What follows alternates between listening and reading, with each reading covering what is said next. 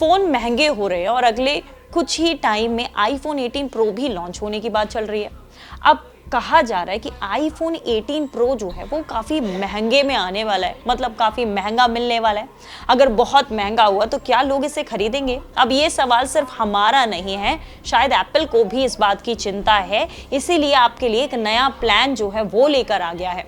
Plan का नाम है एप्पल अपग्रेड। इस प्लान का मकसद यूजर्स के लिए नए आईफोन को एक साथ पूरी कीमत देकर खरीदने की बजाय मंथली पेमेंट्स के जरिए ज्यादा अफोर्डेबल बनाना है। मतलब ये कदम ऐसे वक्त पर आया है जब रिपोर्ट्स के मुताबिक आईफोन 18 प्रो की कीमत जो है वो बहुत ज्यादा होने वाली है। एक लीक में तो ये भी पता चला है कि कीमत यूएस मार्केट में $1500 तक पहुंच सकती है, यानी कि लगभग 1,30,000 रुपए।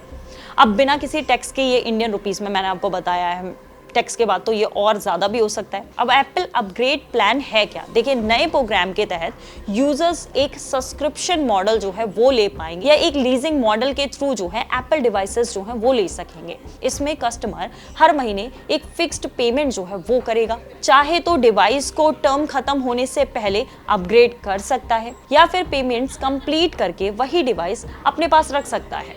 मतलब ये कि डिवाइस को कहीं ना कहीं किराए पर लेने जैसा प्लान लगता है।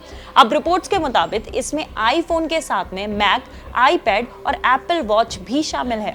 एप्पल को इस प्लान की जरूरत आखिर पड़ी क्यों? देखिए, एआई के दौर में मेमोरी चिप्स जो हैं वो बहुत महंगे हो रहे हैं, स्टोरेज चिप्स जो हैं उनकी डिमांड काफ़ी ज़्यादा बढ़ गई है और इस वजह से कंपोनेंट्स जो हैं वो काफ़ी महंगे होते जा रहे हैं और इस वजह से स्मार्टफोन जो हैं वो भी महंगे हो रहे हैं। अब एप्पल के सीईओ टिम कुक ने भी इस बात की कहीं ना कहीं जानकारी जो है वो पहले ही दे दी थी, इस तरफ इशारा ज़रूर किया था कि एआई चिप्स की वजह से फ़ोन के प्राइसेस जो हैं वो बढ़ रहे हैं और फ्यूचर में डिवाइसेस की प्राइसिंग जो है वो काफ़ी बढ़ सकती है। अब इसीलिए कंपनी यूजर्स के लिए पेमेंट को आसान बनाना चाहती है ताकि महंगे फ़ोन जो है खरीदना कहीं ना कहीं ईजी हो सके।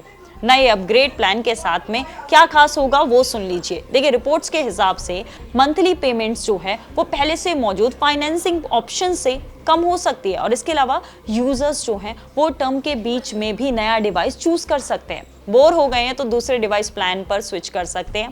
प्रोग्राम ऑनलाइन जो है या फिर एप्पल स्टोर दोनों पर अवेलेबल होगा।